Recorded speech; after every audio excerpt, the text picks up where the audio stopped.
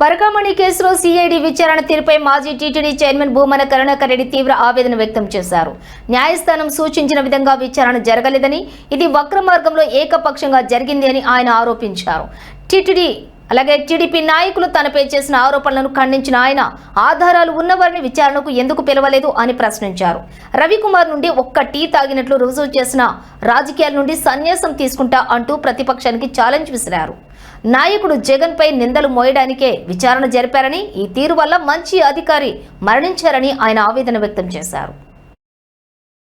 ఒక గొప్ప సత్సంకల్పానికి పూర్తి భిన్నంగా న్యాయస్థానం ఇచ్చినటువంటి ఆదేశాలకు ఏమాత్రము కూడా ఖాతరు చేయని విధంగా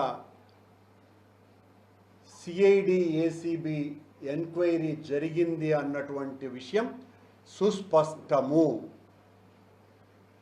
నిజంగా ఆ విచారణ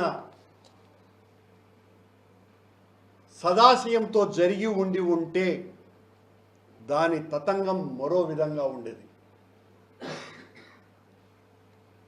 19/9/2025 సంవత్సరం, అంటే ఈ సంవత్సరం 9వ నెల 19వ తారీఖున గౌరవనీయ హైకోర్టు న్యాయమూర్తి గారు ఇచ్చినటువంటి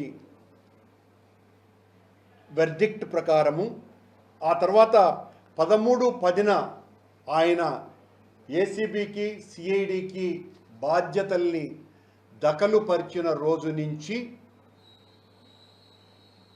ఈ విచారణకు సంబంధించి తెలుగుదేశం కూటమి ప్రభుత్వానికి సంబంధించినటువంటి రాజకీయ నాయకులంతా కూడా, ముఖ్యమంత్రి దగ్గర నుంచి మంత్రుల వరకు అనేక మంది దొంగలు దొరికారు.